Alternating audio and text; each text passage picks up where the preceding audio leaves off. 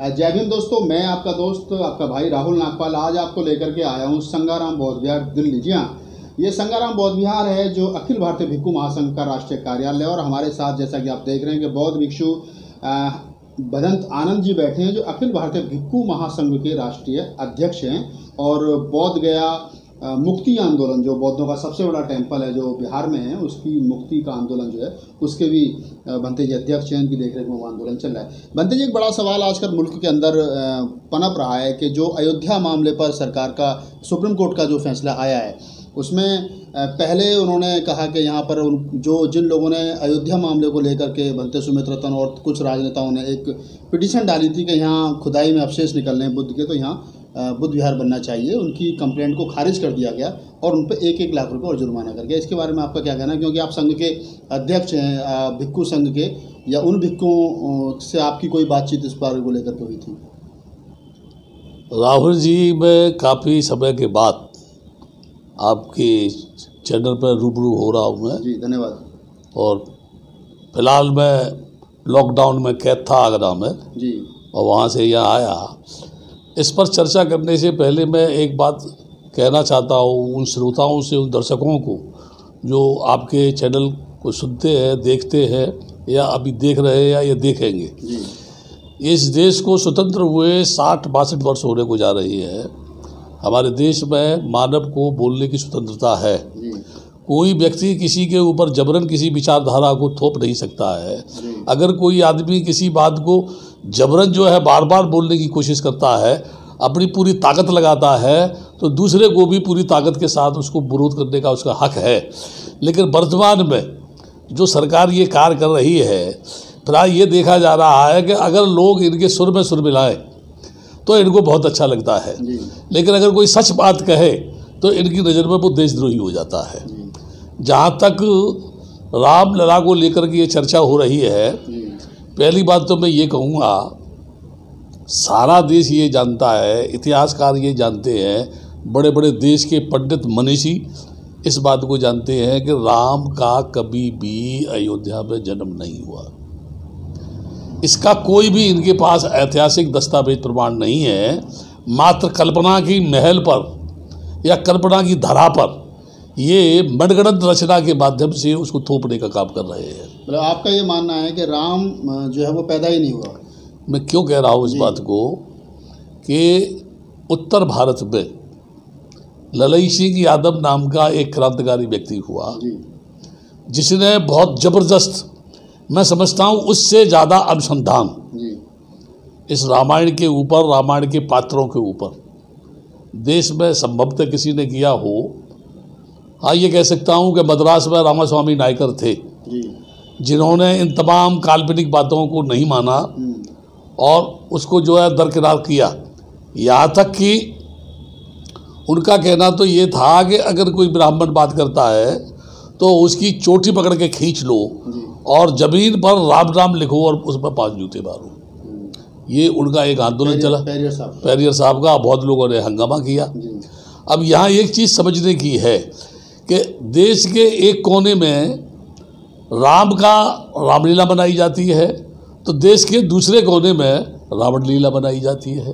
एक ही देश में राम के मानने वाले हैं और दूसरी तरफ जो है रावण के मानने वाले हैं।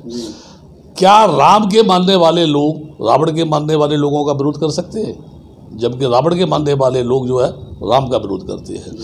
यहाँ एक चीज़ को समझना बहुत ज़रूरी है कि राम सही माने में कोई ऐतिहासिक ऐसा दस्तावेज है जिसके आधार पर ये माना जाए कि फला तारीख को, फला महीने में, फला सन में, फला जगह पर अयोध्या में राम का जन्म हुआ था। वो स्थान कौन सा है, वो जगह कौन सी है? अयोध्या तो बहुत बड़ी है।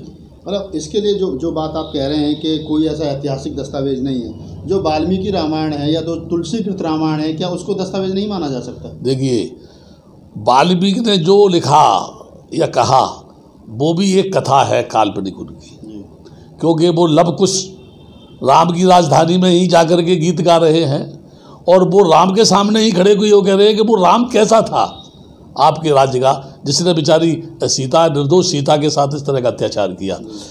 हालांकि राम को लोगों ने बताया ये आपकी संतान है, लेकिन वो संतान ये नहीं जानती थी कि ये इनके पिताजी हैं। उनकी जो है माँ ने उनको अच्छी तरह समझाया था, उसी बात को बढ़ा चढ़ा करके जो है तुलसी ने कह दिया। ठीक है, अभी यहाँ एक समझने की चीज़ है कि लब और कुश, लब तो पैदा हुआ राम का, थोड़ी देर के लिए मान लेते हैं उनके आधार पर, लेकिन दूसरा कुश पैदा हुआ घास से। तो मुझे कोई आदमी ये बता दे, इतना बड़ा बेवकूफ़ आदमी इस देश में जो पैदा हुए हैं, क्या और किसी देश में नहीं जा सकते थे वो? जब घास से आदमी कुछ बन गया, तो क्या वर्तमान समय में या उस समय से लेके आज तक कहीं भी भारत की किसी भी धरती में, दुनिया के किसी भी कोने में कोई घास से आदमी पैदा हुआ? पहली बात। दूसरी बात ये, जिस तरह से रचना ये बताते हैं घास से, बकरी के पेट से, पलाने से, ढिकाने से, ये सारी बातें जो है व्यर्थ है, काल्पनिक है, झूठी है, बकवास है, बगेड़ियों की है, अफीमचियों की है, जिसका कोई भी ऐतिहासिक दस्तावेज नहीं है। उन्होंने जो लिखा ललई सिंह यादव ने, उन्होंने कहा राम कभी पैदा नहीं हुआ, ये एक पहेली है, कल्पना के आधार पर कोई उपन्यास बनाया है। पूरे देश में हंगामा हुआ, बहुत लोगों ने गालियां दी, लोग कोर्ट में गए, उनकी किताब को जब्त कराया, वो उनके खिलाफ कोर्ट में गए, हाई कोर्ट में लोगों ने उनके खिलाफ पिटीशन दायर किया, वो वहाँ हार गए, फिर पिटीशन उन्होंने किया, सुप्रीम कोर्ट में गए, और मजबूर होकर के उच्चतम न्यायालय के न्यायाधीशों ने उनकी उस पुस्तक को स्वीकार किया और उन्होंने सच्ची रामायण लिखी, रामायण की कुंजी लिखी, और धड़ल्ले के साथ वो जो है छपी, बिकी, और पूरे देश में उसको उन्होंने बांटा। लेकिन जबरन लोगों ने उनके साहित्य को जलाने का प्रयास किया, जबरन लोगों ने उनके ऊपर नाना प्रकार के अत्याचार किए, लेकिन एक बात सत्य ये है कि उन्होंने कहा, चैलेंज के साथ उन्होंने कहा, कोई भी आदमी आज तक ललई सिंह यादव की बात का जवाब नहीं दे पाया, ना वो सिद्ध कर पाया कि ललई सिंह जो झूठ बोल रहा है, क्योंकि ललई सिंह ने जो किताब लिखी वो उस रामायण का ही अनुसंधान उन्होंने किया, चाहे वो वाल्मीकि हो, चाहे वो जो तुलसीदास की हो। उन्होंने सिद्ध कर दिया कि राम कभी या पैदा नहीं हुआ, ये मात्र एक धोखा है, छलावा है। यही बात पेरियर साहब कह रहे हैं, यही बात ललई सिंह यादव कह रहे हैं, और सुप्रीम कोर्ट ललई सिंह यादव की किताब पर ये कह रहा है, मान रहा है, स्वीकार कर रहा है कि हाँ राम कभी पैदा नहीं हुआ, एक काल्पनिक कथा है। यही बात देश के सबसे बड़े वकील क्या नाम राम जेठमलानी साहब ने कही कि राम कभी पैदा नहीं हुआ, और इस युग में अगर राम होता तो गर्भवती पत्नी को छोड़ने के लिए बड़ा फाइन होता। लेकिन उसके बावजूद भी जो सुप्रीम कोर्ट मतलब कई दशक पहले इस बात को पेरियर रामास्वामी नायकर और ललई सिंह यादव की किताब पर यह बात स्वीकार कर चुका है कि राम कभी पैदा नहीं हुआ, वही सुप्रीम कोर्ट आज राम को लीगल पर्सन मान करके उसे ज़मीन दे रहा है। ये क्या एक ही कोर्ट के दो फैसले क्यों? एक जगह राम को नकार दिया गया, दूसरी जगह राम को स्वीकार कर लिया गया। यहाँ मैं एक बात ये कहूँगा कि इस बात को कहने से पहले एक और जज थे जी, जिन्होंने इनके फेवर में बात की वर्तमान सरकार की में, उनको राज्यसभा का मेंबर बना दिया गया। नीचे से ऊपर तक हम देखें, एक तो उनकी मेजॉरिटी है पार्लियामेंट में, दूसरा राष्ट्रपति उन्होंने बना रखे हैं, तीसरा जो है उनका जो ये जो चुनाव का जो आयोग का वो होता आयुक्त, वो उनका अपना आदमी है, ठीक है, और जो कुछ भी उनकी ढपली है वो अपना राग अलाप रहे हैं। लेकिन मैं एक बात ये कह सकता हूँ, जज भी नैतिकता की दृष्टि से, नेचर की दृष्टि से मेरे अपने विचार है, मैं ये नहीं कह रहा कि मेरी विचारों से लोग सहमत हों। जब मान लीजिए वो किसी चीज़ को कह रहे हैं और ये कह रहे हैं ये सच है, इसे स्वीकार करो, मैं क्यों स्वीकार करूं उस बात को, जो मैं क्यों मानूं? कोई ज़बरदस्ती मनवाना का दादागिरी है क्या? ये तो भारत का संविधान सबको मौलिक अधिकार दिया है बोलने का। इसलिए मैं ये कह सकता हूँ, सुप्रीम कोर्ट के जज हों, चाहे जो है हाई कोर्ट के जज हों, उनको मैं भगवान तो नहीं कह सकता, नहीं, और पट्टी बंधी हुई है न्याय के ऊपर। इसका मतलब है अदालत का जो जज है, जो न्याय जो है अंधा है, पट्टी बंधी हुई है उसके ऊपर, तराजू है सामने जो है, वो दस्तावेजों के आधार पर जो प्रूफ होता है, सबूत होता है, उसके आधार पर फैसला करते हैं। तो एक बात मेरी समझ में अभी तक ये नहीं आई कि किस आधार पर वो रामलला को मूर्ति दी गई, मुझे वो जगह दी गई, क्यों? एक तरफ तो वही जज ये कह रहे हैं कि अदालत में फैसला भावना पर नहीं होता है, दस्तावेजों पर होता है। तो क्या वो फैसला दस्तावेजों पर हुआ अथवा भावनाओं पर हुआ? यदि भावनाओं पर हुआ तो उनका जजों का ये कहना कि या दस्तावेज के आधार पर फैसला होता है, अपने आप में झूठा साबित होता है। और यदि वो गलत थे कि नहीं दस्तावेजों पे नहीं भावनाओं पर होता है, तो सबूत की कोई आवश्यकता नहीं है। कोई भी आदमी अदालत में जाके रोने लगे, कोई भी जाकर अदालत में औरत रोने लगे, उसकी बात को सही मान लिया जाएगा। यहाँ ये बात स्पष्ट है। सुरेंद्र अज्ञात ने लिखा हिंदू हारों की दास्तान है। भदंत आनंद कौशल्या ने लिखा राम की कहानी, राम की जुबानी। उन्होंने किताब और लिखी तुलसी के 3 पात। साथ साथ बाबा साहब ने लिखा कृष्ण राम एक पहेली, उस पर महाराष्ट्र में हंगामा हुआ। हम ये कहना चाहते हैं कि जिस भारत की धरती पर लोगों ने इतना झूठ बोला, इतना झूठ बोला कि वो यही कहते रहे ये रामलला यही पैदा हुए, रामलला यही पैदा हुए, रामलला यही पैदा हुए, हम यहाँ रामलला आएंगे, मंदिर यहाँ बनाएंगे। सारी दुनिया जानती है, सारा देश जानता है कि वहाँ राम अगर पैदा होते तो उनका कोई ना कोई तो सबूत होता। जबकि रामलला वहाँ रखे गए, राजनीति उसी में रखे गए, ताला भी लगा, ताला भी खुला। ये राजनीति एक मुद्दा बना दिया। ये धार्मिक मुद्दा जो था कल्पना का, उसको साकार करने के लिए उन्होंने राजनीतिक मुद्दा बना दिया। और एक पार्टी ने जब मंडल कमीशन का विरोध किया तो उसको दबाने के लिए रामरथ की यात्रा शुरू की गई और उसने पूरे देश में ये कहा कि राम वहाँ पैदा हुए थे, इसलिए वहाँ हम राम मंदिर बना के रहेंगे। और स्वतंत्र भारत की धरती पर कानून के लोगों के सामने, सुप्रीम कोर्ट के सामने, मुख्यमंत्रियों के बयान देने के बाद, आश्वासन देने के बाद उस मस्जिद को तोड़ दिया गया। तब प्रश्न एक पैदा ये होता है, जब मस्जिद वहाँ थी नहीं तो उन्होंने जो तोड़ा वो क्या चीज़ थी जी। और फिर उनको 5 एकड़ जगह क्यों दी गई, ये बड़ा। मैं तो उस पर अभी जाने से पहले एक बात और कहूँगा, रामलला की सब जमीन थी, मैं ये मान लेता हूँ, लेकिन प्रश्न वहाँ ये था कि who is the real owner of this land. मुसलमान मालिक है या रामलला के मानने वाले मालिक हैं, वो फैसला तो हुआ नहीं। पहले फैसला तो ये किया कि 3 लोगों को बराबर बराबर बांट दिया जाए। बाद में फिर पिटीशन दायर हुआ, सरकार ने कहा कि इस मामले को जल्दी सुलझाया जाए, बहुत पुराना है, इससे भी ज़्यादा पुराने केस है हमारे देश में, उनको सरकार क्यों नहीं सुलझाना चाहती है। बुद्धगया का महाबोधि विहार सारी दुनिया जानती है कि बौद्धों का है।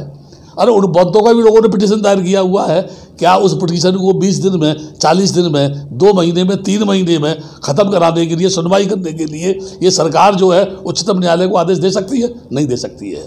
तो पर्सनली उसके लिए आदेश क्यों दिया गया? क्योंकि इनकी मेजॉरिटी है, इनका बहुमत है, इनका जो है। और वो जब सारी चीज़ें हो गई तो इन्होंने कहा अब हम उसका शिलान्यास करके, प्रधानमंत्री जी जा रहे हैं उसका शिलान्यास करने के लिए। यानी दुनिया के लोगों में एक मैसेज, मस्जिद तोड़ी गई, रामलला को जो है वहाँ जगह दे दी गई जहाँ मंदिर बनेगा।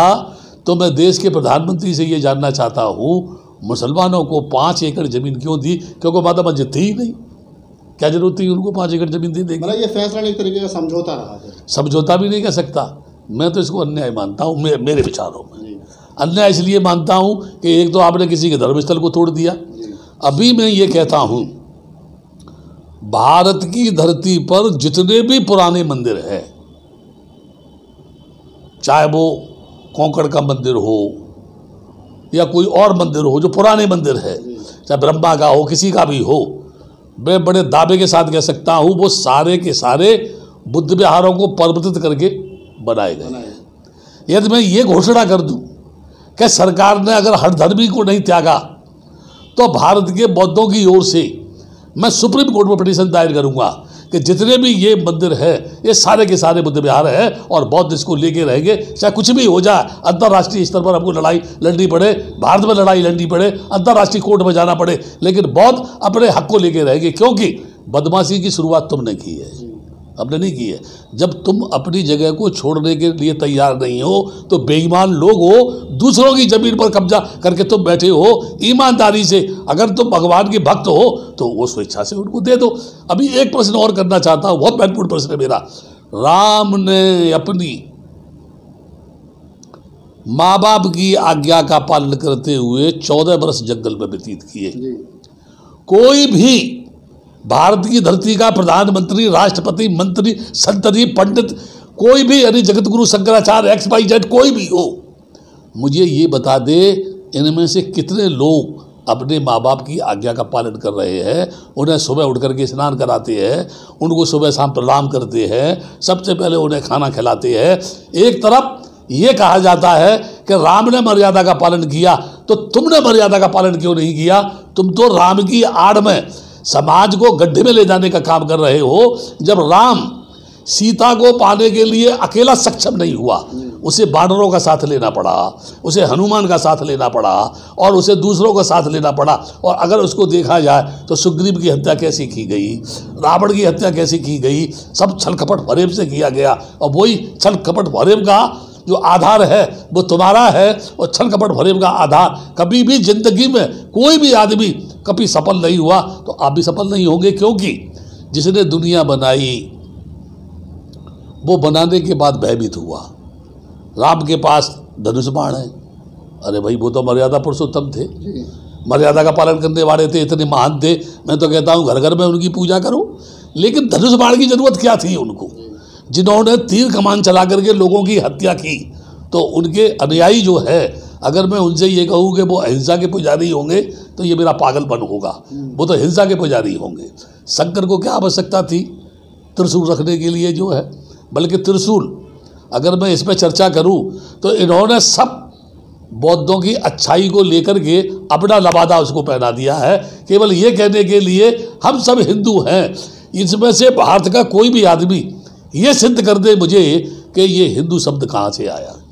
सनातनी हो सकता है, वैदिक संस्कृति को ये लोग बोल सकते हैं, लेकिन ये हिंदू शब्द आया कहाँ से? मेरे दृष्टि में तो कोई मुझे पूछे तो जब पाकिस्तान बना, हिंदुस्तान बना। हिंदुस्तान में वो लोग हैं जो हिंदू हैं, पाकिस्तान में वो लोग हैं जो पवित्र हैं। पवित्र लोग हिंदू लोगों को कायर मानते हैं, बुजदिल मानते हैं, चोर मानते हैं, काला मानते हैं। ये पंडित जवाहरलाल नेहरू की पुस्तक डिस्कवरी ऑफ इंडिया में भी है। कोई मैं तो नहीं कह रहा जो है कि यानी मेरी तरफ से कोई जोड़ रहा हूँ जो है, लेकिन मेरा प्रश्न ये है, आप राम का मंदिर बनाकर क्या देश की बेरोजगारी को दूर कर सकते हैं? राम का मंदिर बनाकर क्या हमारे देश के लोगों को उच्च कोट की यानी टेक्निकल एजुकेशन दे सकते हैं? यहाँ बड़े बड़े इंजीनियरों का आविष्कार कर सकते हैं? या यहाँ पर बहुत बड़े डिग्री कॉलेज, हॉस्पिटल्स खोलकर, अंतर्राष्ट्रीय यानी हॉस्पिटल खोल करके दुनिया के लोगों का इलाज कर सकते हैं?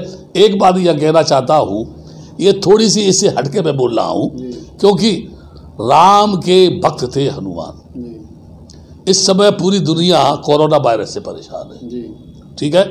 और हाय कोरोना, हाय कोरोना, हाय कोरोना, देवी देवताओं तक के ताले बंद हैं। 33 करोड़ हमारे देश में देवता है, और मैं समझता हूँ उनसे ज़्यादा देशभक्त देवताओं से ज़्यादा आदमी भी नहीं है, क्योंकि वो इतने ईमानदार है।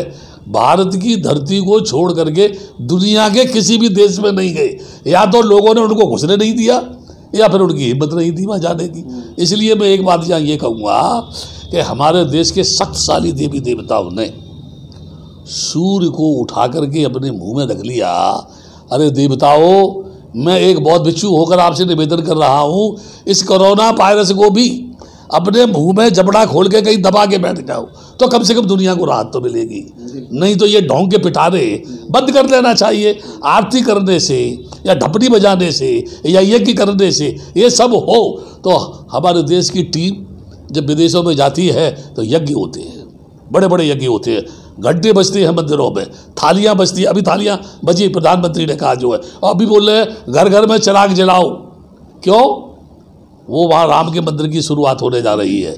उनको पता नहीं है श्रावस्ती नरेश ने बुद्ध के आगमन पर श्रावस्ती को दुल्हन की तरह से सजाया था और दीप जलाए थे। अब तो वो कह रहे हैं कि दीप जलाओ। इसलिए मैं दावे के साथ कहता हूँ कि कोई भी भारत का आदमी ऐतिहासिक दृष्टि से दस्तावेजों के आधार पर यह सिद्ध नहीं कर सकता, उनका बाप भी सिद्ध नहीं कर सकता कि यहाँ राम कभी पैदा हुआ। केवल दादागिरी, गुंडागर्दी, बदमाशी, तानाशाही से किसी चीज़ को वो स्थापित करना चाहते हैं। तो सिर्फ मैं एक बात कहूँगा, बड़े बड़े शहंशाह, बड़े बड़े राजा महाराजे जिन्होंने एड़ी चोटी का जोर लगा लिया पूरी दुनिया पर शासन करने के लिए, लेकिन उनके फर्ज थे तो क्या? उनके बाप दादे तक भी जो है उसमें कामयाब नहीं हुए। आदमी के दिल में यदि प्यार हो तो प्यार से इंसान को जीत सकता है। वो सिकंदर क्या था जिसने जुल्म से जीता जहां, प्यार से जीते दिलों को वो झुका दे आसमां। और प्यार इनके दिल में नहीं है, ये सब शैतान इब्लीस की संतान है। और उस हिंसा के आधार पर लोगों का कत्लेआम करके या लोगों पर जुल्म करके जो है अपनी संस्कृति को स्थापित करना चाहते हैं, जो कभी भी नहीं होगी। इनके बाप नहीं कर पाए, 2,500-3 हज़ार वर्ष में बुद्ध के दर्शन को समाप्त नहीं कर पाए। ये जमीन खोदी जाती है, बुद्ध निकलता है। प्रधानमंत्री विदेशों में जाके कहता है मैं बुद्ध की धरती पे आया हूँ। ये कैसा दोगला प्रधानमंत्री है, बाहर कहता है बुद्ध की धरती से आया हूँ और भारत की धरती में कहता है हमें हिंदू गणराज्य स्थापित करना है। प्रधानमंत्री की भाषा में भाई आपस में तालमेल नहीं है। और ये मैं कोई इस तरह का शब्द इस्तेमाल नहीं कर रहा, प्रधानमंत्री जो कहते हैं वही मैं कह रहा हूँ। बाहर कहते हैं मैं बुद्ध से आया, बल्कि योगी जो मुख्यमंत्री है उत्तर प्रदेश के, जब बाहर से कोई बुद्धिस्ट कंट्री से आता है तो उसे भगवान बुद्ध की मूर्ति भेंट करते हैं, उसको राम की मूर्ति क्यों नहीं देते, कृष्ण की मूर्ति क्यों नहीं देते। और एक प्रश्न मेरा और है, जो भी इस चैनल से जुड़े हुए हैं, सोचने वाले लोग हैं, उनसे मेरा एक प्रश्न है। राम सूर्यवंशी थे, कृष्ण जो थे यदुवंशी थे। पूरी देश की धरती पर जहाँ कहीं भी रामलीला बनाई जाती है, आज भी किसी भी यदुवंशी के बेटे को कृष्ण नहीं बनाया जाता, सूर्यवंशी किसी व्यक्ति को राम नहीं बनाया जाता।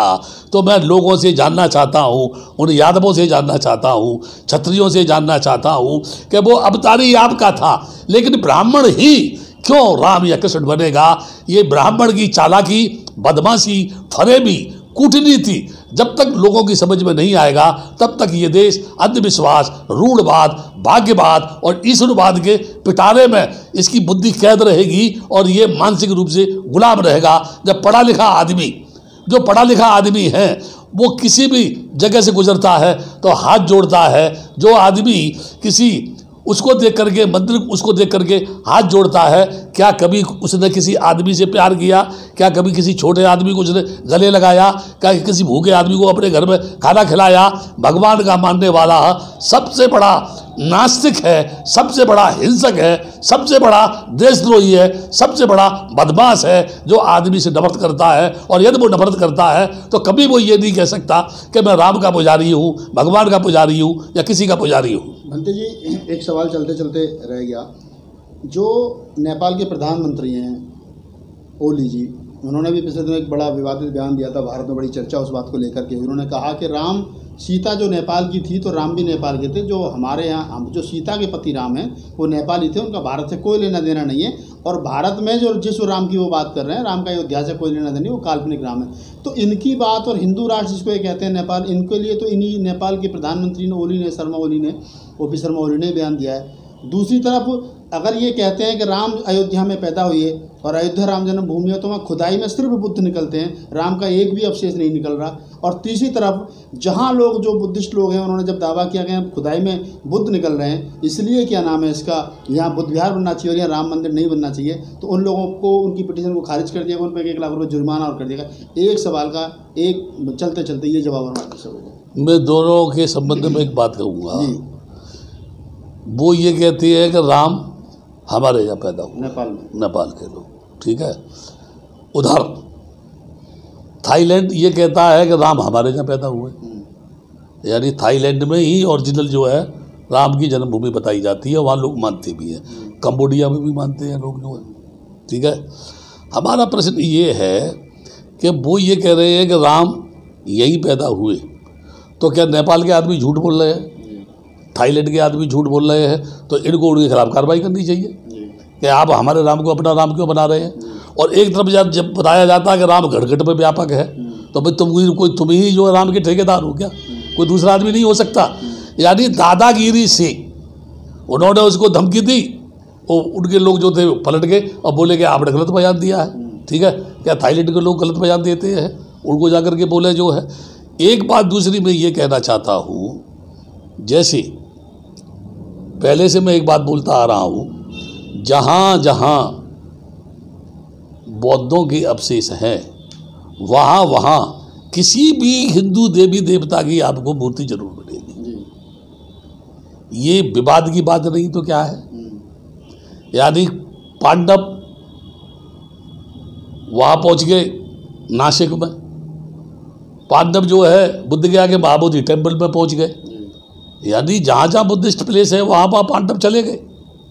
वही दूसरी तरफ उन्होंने जो पिटीशन यानी दायर किया कि यहाँ मंदिर नहीं बनना चाहिए, तो एक तो उनकी पिटीशन में ये गलती है कि जब उच्चतम न्यायालय ये आदेश दे चुका कि ये राम जन्मभूमि है, रामलला की भूमि है, यहाँ मंदिर बने और 5 एकड़ जमीन उनको दे दी जाए, उन्होंने ऐसे जजमेंट कर दिया जैसे सृष्टि के यही मालिक है। अब ये कभी भी जो लोग न्याय फैसला करने वाले हैं, ये कभी भी जो कुछ भी मुँह से बोल देंगे वो सब फाइनल है, ठीक है। अगर हम इसको मान लें तो जिन उच्चतम न्यायालय के लोगों ने ये फैसला दिया कि ये रामलला की भूमि है, अगर उन्होंने पिटीशन दायर ये कहकर किया कि यहाँ राम मंदिर नहीं बुद्ध विहार बनना चाहिए, तो वो जो जज जो फैसला दे चुके हैं कि ये रामलला की भूमि है, तो आप बताओ बौद्धों के पिटीशन को स्वीकार क्यों कर लेंगे? हाँ, मतलब जो उसको पहले देने वाले थे दोबारा कैसे दे देंगे? दूसरी चीज़ एक और है, बौद्धों ने भी तो पिटीशन दायर किया था, पहले भी किया था जब राम मंदिर जिसको विनय ने यानी विनीत कुमार मौर्य ने किया था, फैजाबाद का है वो, तो उसकी उस अपील को उच्चतम न्यायालय ने स्वीकार कर लिया था और ये कहा था तीनों अपील एक साथ सुनी जाएंगी, ठीक है। अब प्रश्न मेरा ये है कि जब ये फैसला दिया गया तो एक बार भी अदालत ने बौद्ध प्रतिनिधि को अपनी कोर्ट में क्यों नहीं बुलाया? कम से कम यही कहते कि आपके पिटीशन में कमी है, या वो ये कहते हैं कि आपने पिटीशन देर से दायर किया है, या वो ये कहते हैं कि पिटीशन में दम नहीं है। जब वो पिटीशन गलत थी, जैसे आज उसको खारिज कर दिया और उन पर 1-1 लाख रुपये जुर्माना भी कर दिया, ठीक है, उसको भी खारिज कर देते, उसमें भी जुर्माना कर देते। ये तो मैं ये कह सकता हूँ, ये इस बात का प्रतीक है कि तुम इसके खिलाफ एक शब्द मत बोलो। यानी बौद्धों की जगह अगर बौद्ध बोलते हैं तो उनकी जबान को बंद करने के लिए 1 लाख रुपया जुर्माना, ठीक है। मैं एक बात ये कहना चाहता हूँ, बुद्ध गया का महाबोधि विहार जो बौद्धों का है, मुझे भारत सरकार बताए, उच्चतम न्यायालय के न्यायाधीश बताएं, क्या वो बुद्ध गया का महाबोधि विहार बौद्धों का नहीं है? ये सरकार कहती है नहीं, भगवान बुद्ध जो है विष्णु के 9वें अवतार है।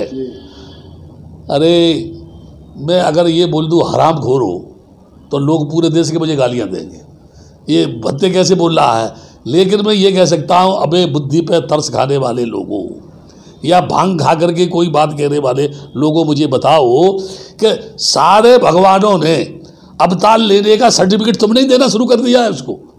यानी तुम कहोगे वही भगवान है, तुम कहोगे वही अवतारी है, तुम कौन हो? हम ये कहते हैं कि जिसको तुम कहते हो ये भगवान है और हम ये कहते हैं वो शैतान है। भाई तुम जब ये कह सकते हो कि भगवान है तो हम ये क्यों नहीं कह सकते वो शैतान है? तुम इसका प्रूफ दो कि वो भगवान कैसे है और हम प्रूफ ये देंगे वो शैतान कैसे है। जिसकी धरती पर ये जुल्म और अत्याचार हो रहे हैं, एक तरफ कहते हो भारत माता की जय हो और वही भारत माता की छाती पर उसी की संतान की अस्मत को लूटते हो, उसी की बेइज्जती करते हो। अबे तुम कौन सी भारत माता के मानने वाले हो? मैं तो ये कहूँगा, जब 16,000 कृष्ण की जो है गोपिकाएं थी, 16,000 बताते हैं लोग, ऐसा बोलते हैं लोग, तो 2-4 तो तुम भी रखते होगे, कृष्ण के मानने वालों की 2-4 तो होंगी। इसीलिए महिलाओं पर अत्याचार होता है कि मर्यादा पुरुषोत्तम राम ने सीता की अगर परीक्षा ली तो आज हर आदमी औरत से कहता है तू बदमाश है, तू बदमाश है। क्या आदमी शरीफ है? क्या आदमी बदमाश नहीं हो सकते? जब 16,000 श्री कृष्ण रख सकता है तो कोई आदमी अगर 4 रख ले तो क्या परेशानी है? मुसलमानों 5-5 रखने की बात है। अभी तुम 16,000 की बात करो, उसने आसाराम बाबू ने कोर्ट में कहा कि उनकी तो 16,000 थी, अगर 2-4 के साथ मैंने गलती कर दी तो क्या गुनाह कर दिया जो मुझे मैं जेल में डाल दिया? वो आसाराम बाबू ने बोला, मैं नहीं बोल रहा। इसलिए मैं ये कहूँगा, जबरन झूठ बोलकर किसी झूठ के लबादे को लोगों के ऊपर थोपना या ज़बरदस्ती लोगों को अपनी बात बनाने के लिए मजबूर करना, तलवार के बूते पर शासन करने की कोशिश करना, कभी भी दुनिया में कोई भी आदमी कामयाब नहीं हुआ। जन्म के बाद मरना है। ये हठधर्मी की बात करने वाले लोगों, होश में आओ और इस देश को एक ऐसे मार्ग में लेके जाओ जहाँ खुशहाली हो, जहाँ भूखों को रोटी मिले, जहाँ बेरोजगारों को रोजगार मिले। तुम तो पूरे देश को बेचने के चक्कर में हो। मैं सभी से ये यानी कहूँगा कि सन्मार्ग पर चलो और देश में मानवता को बचाओ, नैतिकता का विकास करो, तभी हमारे देश का विकास होगा। नहीं तो राम मंदिर क्या, तुम हजारों मंदिर बना दो, सैकड़ों मंदिर बना दो। जिस देश में 33 करोड़ देवता हों और वो देश आज भी भूखा नंगा है, एक भी भगवान तुम्हारे काम आने वाला नहीं, क्योंकि ये सब झूठा है। तो दोस्तों, ये थे भदंत आनंद जी, जो अखिल भारतीय भिक्खु महासंघ के राष्ट्रीय अध्यक्ष हैं। बहुत लंबी चौड़ी इनके साथ हमारी तकरीर रही पूरे हिंदू धर्म का। हालांकि हम सिर्फ अयोध्या मामले पर बात करना चाहते थे, लेकिन उन्होंने पूरे हिंदू धर्म का जिस प्रकार से व्याख्यान उन्होंने दी है, कही है, जो बातें उन्होंने बताई हैं, बहुत सारी बातें ऐसी रही जो जहाँ तक आप ये कह रहे हैं कि उसी पर बात करना चाहते थे, मैं बीच में टोक करके एक बात कहूँगा कि राम की जो जन्मभूमि की बात जो की जाती है कि रामा पैदा हुए, 16 गवाह थे इस बाबरी मस्जिद और राम मंदिर के मसले पर। 12 इतिहासकारों का कहना ये है, ऐतिहासिक दृष्टि से कभी भी राम यहाँ पैदा नहीं हुआ। बिल्कुल, ये मात्र ये छलावा है, झूठ है। जब वो 12 इतिहासकार कह रहे हैं जी, अरे मैं बोलता हूँ, कोई बोलता है तो तुम कहते हो उठा के बंद कर, तो देशद्रोही है। अरे उर्दू इतिहासकारों को बंद करो ना, है सुरेश अज्ञात को बंद करो ना, ये जो भदंत आनंद कौशल्या की किताब थी जब्त करो ना, बाबा साहब ने लिखा उसको जो है रामकृष्ण पहेली, उसको बंद करो ना। सच को तुम तो क्या, तुम्हारे बाप भी दबा नहीं सकते। तो बस चलते चलते यही आप लोगों से कहूँगा कि अगर आपको वीडियो अच्छा लगा हो तो इसको लाइक कीजिए, शेयर कीजिए और अपनी राय दीजिए। आपका कोई सवाल है मुझसे या बनते से, तो आप हमें ईमेल भी कर सकते हैं rahulnagpalofficial@gmail.com पर। हम आपके सवाल का जवाब भी देंगे। अगली बार फिर मुलाकात होगी किसी मुद्दे के साथ में, बनते जी या अन्य किसी गेस्ट के साथ। जय भीम, नमो बुद्धाय।